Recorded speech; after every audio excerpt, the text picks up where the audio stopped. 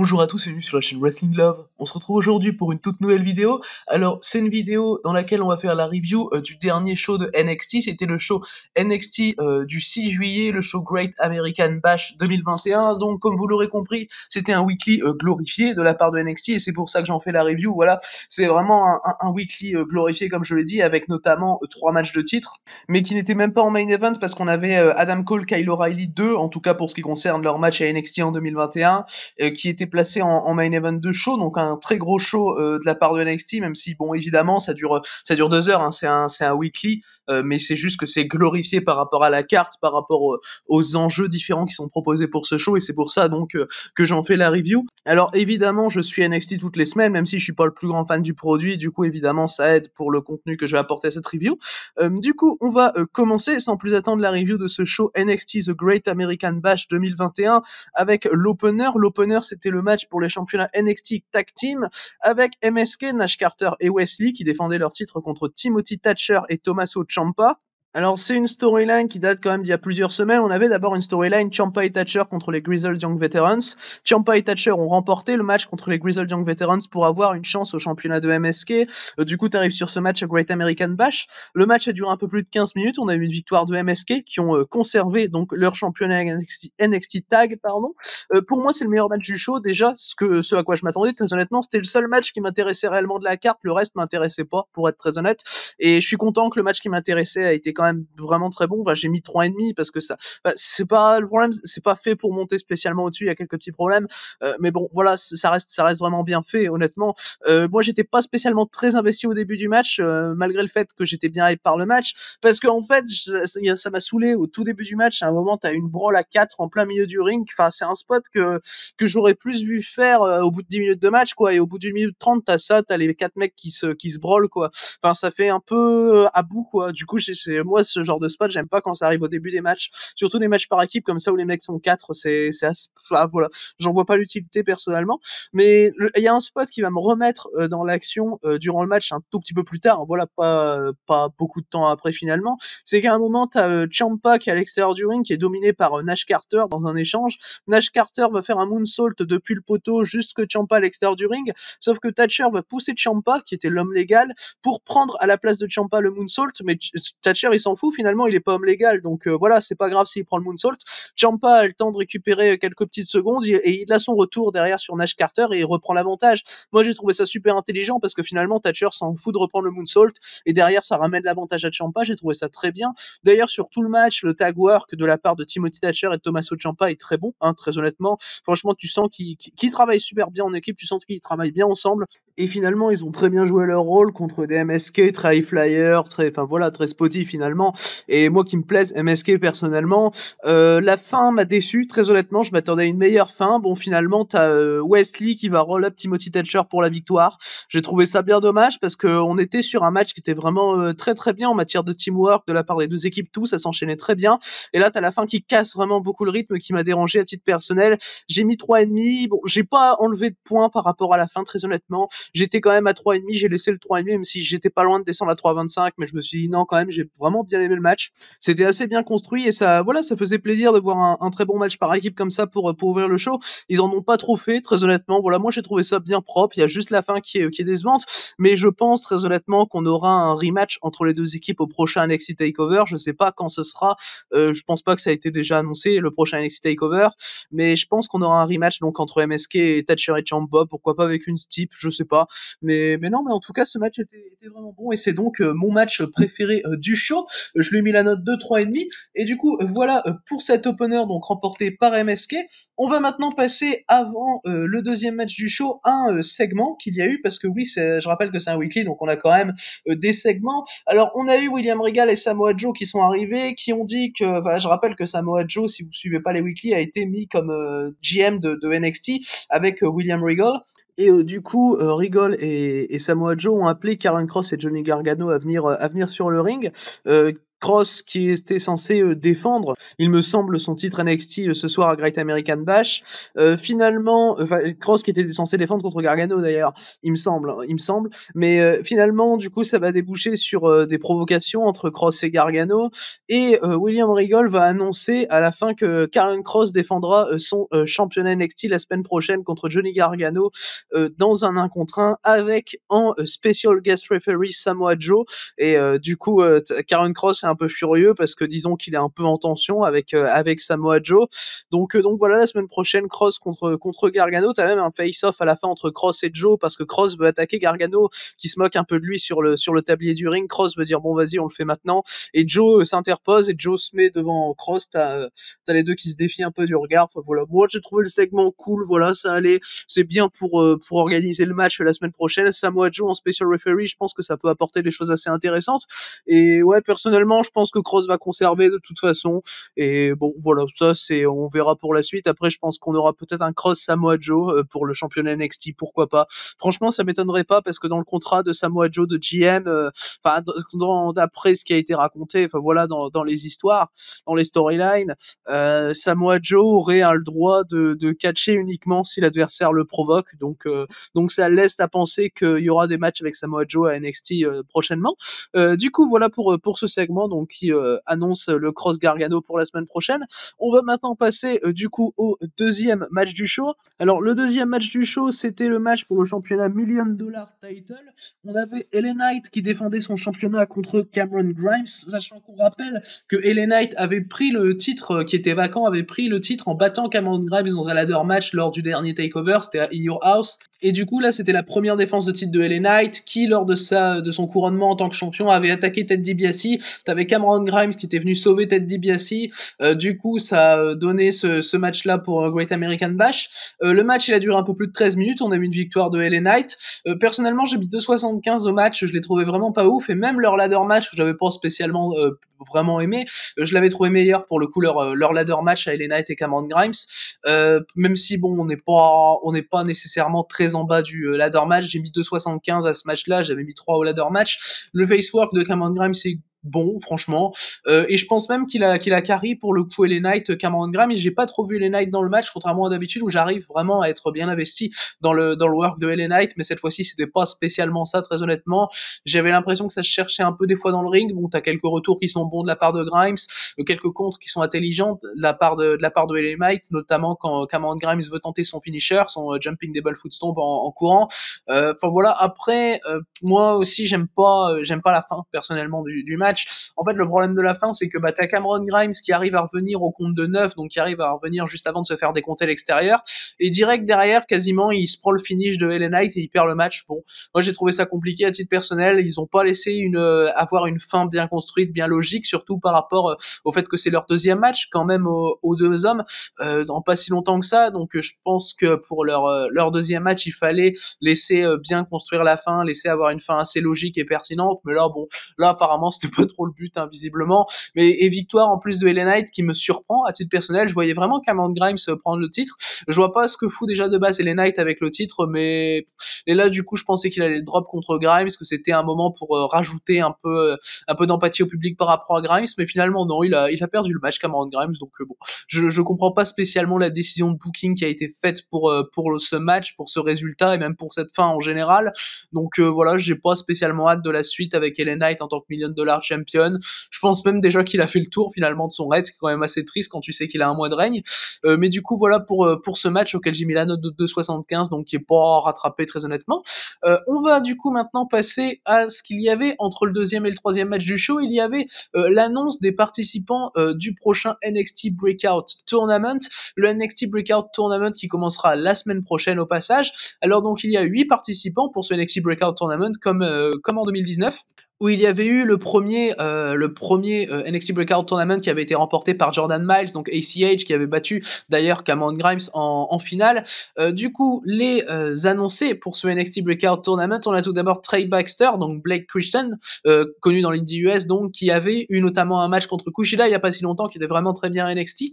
Ensuite, on a Carmelo Hayes, donc Christian Casanova, du côté de l'Indie, notamment de la Limitless. Ensuite, on a Andre Chase, on a Josh Briggs, Ikemen Jiro, donc Jiro Kuroshi Kuroshio du côté de la All Japan, de la DDT, qui est arrivé il y a pas si longtemps que ça chez WWE, qui a fait quelques très très bons matchs à 205 Live, notamment contre Tony Nese par exemple dans un match solo. Ensuite on a Joe Gacy qui a fait un match à 205 Live pour se qualifier au NXT Breakout Tournament, tout comme Andre Chase que j'ai cité un peu plus tôt dans les noms participants. On a ensuite Odyssey Jones et Duck Hudson, sachant que Duck Hudson c'est Brendan Vink qui était censé être un projet pour WWE, on le rappelle, qui avait fait une équipe, qui avait fait un temps partie d'un clan avec MVP, avec Shane Thorne également à Raw, puis finalement il est plus apparu depuis très longtemps, Brendan Vink, et là on voit qu'il sera donc dans le NXT Breakout Tournament sous le nom de Duke Hudson. Et non, voilà, moi le NXT Breakout Tournament, j'ai pas spécialement une grosse vibe pour, très honnêtement, j'ai pas spécialement de favori non plus, j'espère juste qu'Ikemen Jiro, donc Jiro Kuroshiro, ira assez loin dans le tournoi, même si j'ai peu d'espoir sur le fait qu'il le remporte. Je pense honnêtement que, allez, si je devais dire quelqu'un, je dirais quand même Carmelo Hayes, donc Christian Casanova, parce que franchement, ça a l'air d'être un petit projet pour WWE. Il a déjà eu un assez long match contre Adam Cole en weekly à NXT. Adam Cole, même si je l'aime pas du tout, même si je trouve que c'est un mauvais catcher, c'est quand même un gros nom à NXT, donc avoir un assez long match contre Adam Cole, je me dis qu'il y a peut-être quelque chose qui se trame, donc peut-être Christian Casanova, ou même Duke Hudson, qui était censé être un projet pour WWE, on le rappelle, Brendan Vink, donc qui peut être un petit projet du côté de NXT également. Voilà, on verra. En tout cas, personnellement, j'ai pas la plus grande des hypes. J'espère juste que Jiro Kuroshio sera respecté pour ce NXT Breakout Tournament. Du coup, voilà pour l'annonce donc des participants du prochain NXT Breakout Tournament. On va maintenant pouvoir passer au troisième des 4 matchs de ce show. Le troisième match de Great American Bash 2021, c'était le match pour les championnats NXT Women's Tag Team avec The Way, Candice LeRae et Indy Hartwell qui défendaient leur titre contre Io Shirai et Zoe Stark. C'était la première défense de titre au passage de Candice LeRae et Indy Hartwell qui avait battu Ember Moon et Shotzi Blackheart il y a environ 2 mois pour remporter les titres. Donc déjà première défense de titre en 2 mois, je trouve ça assez compliqué personnellement, surtout dans des titres que tu viens d'introduire, donc où tu dois essayer de faire gagner un peu de prestige finalement dès le début des règnes, mais là non, pas du tout, ils ont pas spécialement cherché avec le règne de LeRae et Indy Hartwell. LeRae et Indy Hartwell ont en plus de ça perdu les titres dès leur première défense, que j'ai trouvé encore plus compliqué, sachant qu'ils sont pas l'air d'essayer d'installer un règne stable dans leur titre NXT Women's Tag, j'ai l'impression. La victoire elle a lieu en 11 minutes 30. Io Shirai et Zoe Stark ont fait clairement un très bon match, surtout Io Shirai qui est pour moi MVP du match. Franchement, Io Shirai elle te tape une super performance quand elle veut, c'est assez impressionnant à chaque fois qu'elle a des échanges, que je sois avec Candice LeRae ou avec Indy Hartwell. Moi je trouve ça très bien personnellement. Elle a bien fait briller sa partenaire par équipe Zoe Stark, qui a été finalement celle qu'il fallait faire briller dans le match, au vu du booking du match finalement, au vu de comment il a été fait. C'est même Zoe Stark qui arrive à prendre le pin final, donc en faisant le tomber sur Indy Hartwell pour remporter les titres. Donc ça, j'ai trouvé ça assez logique par rapport à ce qui était censé être fait durant le match. Enfin voilà, c'était assez logique que ce soit pas spécialement Io Shirai qui gagne le match, sachant que Io Shirai du côté de NXT c'est déjà un très gros nom qui arrive à très bien faire briller Zoe Stark, et c'est le but de faire briller Zoe Stark, j'ai l'impression. Io Shirai fait très bien son boulot de toute façon. Stark a été assez intéressante également. Alors je vais raconter la fin du match parce que la fin du match m'a pas plu pour le coup, et c'est le gros défaut de ce show finalement, c'est les fins des matchs pardon. Et en fait à la fin t'as une batterie qui se montre et qui arrive à 100% finalement, qui est en charge et qui arrive à 100%. En fait ça avait été teasé dans les épisodes de NXT, t'avais une batterie qui arrivait petit à petit à 100%, et là elle arrive enfin à 100%, et on découvre finalement que c'est le retour de Tegan Nox qui arrive donc sur la rampe d'entrée et qui distrait Candice LeRae et Indy Hartwell. Alors personnellement, j'ai pas aimé la manière dont le retour de Tegan Nox a été fait. J'ai pas trouvé ça pertinent en fait, j'ai même trouvé ça assez naze pour un retour finalement d'aussi longtemps, surtout parce que Tegan Nox elle est blessée depuis quasiment 1 an finalement. Donc bon, moi personnellement ça m'a juste un peu plus saoulé qu'autre chose, surtout que ça amène le finish finalement par distraction, tout ça, donc c'est compliqué. Puis Candice LeRae, Indy Hartwell, tu les sens, elles sont hyper choquées qu'à Tegan Nox, alors que je vois pas en quoi c'est choquant, je sais pas. Pour le coup je m'en suis un peu foutu très honnêtement. Et ouais non, le finish j'aime pas, j'ai mis 3 quand même parce que le match reste assez intéressant. Je vous ai parlé des très bonnes performances de Io Shirai et de Zoe Stark, c'est toujours voilà. Le match s'est rendu intéressant, mais t'as le finish qui est quand même bien dommage. Personnellement, j'étais à 3,25 et je suis passé à 3 à cause du finish, mais ça restait quand même un bon match très honnêtement, et c'est mon deuxième match préféré du show. Bon, il y a que 4 matchs, mais voilà, c'était cool, ça allait, et un bon match pour faire un changement de titre. Donc même si j'ai l'impression que niveau stabilité, c'est pas ouf ce titre NXT Women's Tag. Du coup, voilà pour ce pré-main event. On va du coup maintenant pouvoir passer au main event, sachant qu'il y avait pas d'angle spécialement important entre le pré-main event et le main event. Il y avait juste une interview de Tony Storm qui va aller vers Raquel Gonzalez apparemment, voilà pour le signaler. Il y a juste une petite interview de Tony Storm et également la célébration de Hit Row parce que Isaiah Scott a remporté le titre nord-américain. Mais voilà, il y a rien de spécialement intéressant. Du coup, on va pouvoir passer au main event de ce show NXT The Great American Bash 2021.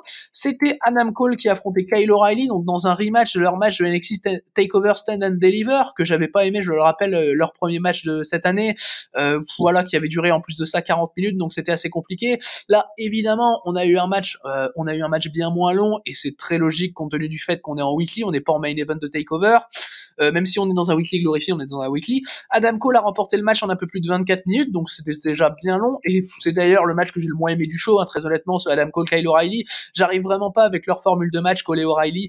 De toute façon, voilà, Adam Cole, j'ai toujours un peu de mal, et là, clairement, j'avais aucun élément pour me faire rentrer dans le match, en fait. Vraiment, les mecs, à mon sens, ont jamais cherché à te faire rentrer dans le match, en fait, et c'est vraiment ce style de match NXT que j'aime pas du tout, personnellement, où t'as rien, finalement, qui attire réellement l'attention, t'as aucun élément qui se démarque, t'as rien de vraiment intelligent, finalement, j'ai trouvé, et j'ai trouvé le match, finalement, assez moyen, tout comme leur match de Stand and Deliver, sauf que celui-là durait 24 minutes, donc forcément, je l'ai préféré, j'ai même mis une meilleure note, je lui ai mis la note de 2,75, j'avais mis 2,5, hein, je le rappelle, dans leur match en avril.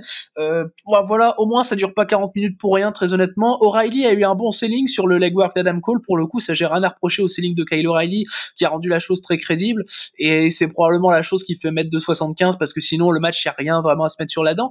Et franchement, par contre, je suis pas spécialement fan du legwork d'Adam Cole, sachant qu'il amène à rien finalement par rapport à la fin du match, ce qui est quand même assez dommage, je trouve, que le legwork d'Adam Cole amène à rien, parce qu'il est quand même assez conséquent, le legwork d'Adam Cole sur O'Reilly. O'Reilly vendait très bien, ça aurait été très crédible que ça amène à la fin, mais finalement, bon, il a servi à rien. O'Reilly a essayé un peu également de travailler la jambe d'Adam Cole, moi j'ai trouvé ça assez cool, mais dans la séquence en question, le selling d'Adam Cole était assez absent, très honnêtement. Enfin, t'as Kyle O'Reilly qui essaye de péter la jambe d'Adam Cole, Adam Cole fait son retour avec un backstabber, donc un move avec lequel il utilise ses jambes, donc moi je trouve ça assez compliqué personnellement. Enfin voilà, après ça a pas duré trop longtemps le legwork de Kyle O'Reilly, donc ça allait, voilà, par rapport au selling d'Adam Cole, même si bon, le selling d'Adam Cole c'est jamais spécialement deux choses qui vont ensemble, hein, très honnêtement, et de toute façon je suis quasiment sûr qu'il pouvait faire pire, même en 24 minutes je trouve qu'il pouvait faire pire, donc c'est pour ça que j'ai pas été hyper sévère sur la note, même si c'est le match que j'ai le moins aimé du show, hein, j'ai mis 2,75, je le rappelle, mais comme je l'ai dit, ils ont vraiment rien fait pour m'attraper, enfin voilà, pour m'avoir dans leur match finalement, donc là pour le coup j'ai un assez problème, et j'espère juste qu'ils vont faire une story finalement avec la petite losing streak finalement de Kyle O'Reilly, qui avait pris la soumission de Karen Cross en main event du dernier NXT TakeOver, qui avait donc perdu le match dans le 5-way, qui avait été celui qui avait directement perdu le match. Là il perd contre Adam Cole à Great American Bash. J'espère vraiment qu'ils vont faire quelque chose, parce que sinon ça a servi vraiment à rien de donner la victoire à Adam Cole qui m'a toujours autant saoulé, hein, dans le match, avec notamment ses Panama Sunrise, qui est un move qui je trouve ne sert absolument à rien, très honnêtement. Enfin fais un Canadian Destroyer direct, ça sert à rien de sauter pour retomber pour faire ton Canadian, enfin je trouve ça nul à chier personnellement, mais voilà, pour le coup j'espère que c'est juste, voilà, que ça va servir pour le booking de Kyle O'Reilly, et que c'est pas juste donner la victoire à Adam Cole juste pour lui donner la victoire, qui sont très capables de faire, hein, étant donné qu'Adam Cole à NXT c'est quand même overpush sur 5, hein, très honnêtement, par rapport à son talent quasi inexistant, donc voilà, moi c'est 2,75 parce que ça va encore, je trouve vraiment qu'ils auraient pu faire pire. Kyle O'Reilly a été clairement au-dessus d'Adam Cole dans le match, bon c'est pas une surprise, et je trouve bien plus au-dessus d'Adam Cole qu'il l'avait été la NXT TakeOver Stand and Deliver. Après c'est le fait que le match était moins long qui me fait peut-être cet effet-là, mais non, dans tous les cas pour moi c'est pas à rattraper, c'est un match que je trouve très surcoté, hein, parce que le match a été adoré par la plupart des gens apparemment. Je vois la note sur Cagematch, elle est à 8,51, donc c'est quand même qu'il a été bien adoré le match, mais voilà, personnellement, vis-à-vis du booking, vis-à-vis du match, enfin c'est pas le match que je vais conseiller personnellement, et loin de là, mais du coup voilà, c'est cette victoire donc d'Adam Cole qui conclut ce NXT Great American Bash 2021. Alors le show dans l'ensemble, personnellement je l'ai trouvé vraiment pas ouf, enfin voilà, c'est un weekly glorifié, ça fait son taf, mais bon pour le coup c'était vraiment moins bon que New Year's Evil qu'on avait eu en janvier. Pour le coup t'avais eu notamment le Raquel Gonzalez Rhea Ripley que j'avais trouvé très très bon, où t'avais eu un Finn Balor Kyle O'Reilly qui avait été très bon également. Là pour le coup t'as juste le MSK contre Thatcher et Ciampa, et le reste c'est pas ouf quoi, c'est vraiment MSK contre Thatcher et Ciampa qui finalement sauve le show. Pareil, parce que les annonces finalement, par exemple du NXT Breakout Tournament, j'en ai un peu rien à faire très honnêtement, comme je l'ai dit, j'ai juste des espoirs par rapport à Jiro Kuroshio, mais non, ouais, le show est pas ouf très honnêtement, il y a rien à rattraper à fond, mais je dirais que s'il y a un match à rattraper à mon sens, c'est le MSK contre Thatcher et Ciampa, qui était le match le plus intéressant de la carte finalement, qui était le match finalement le plus pertinent à mon sens, mais voilà, bon c'était pas ouf. Après je suis pas le plus grand fan de ce que propose NXT en 2021, très honnêtement. Donc c'est pas spécialement une surprise sur mon avis général sur le show. Du coup, voilà, c'est ce qui conclut donc cette vidéo review de NXT The Great American Bash 2021, donc show qui s'est déroulé le 6 juillet. Merci à vous d'avoir écouté cette vidéo, j'espère qu'elle vous aura plu. Et du coup, d'ici les prochaines vidéos, je vous dis à la prochaine.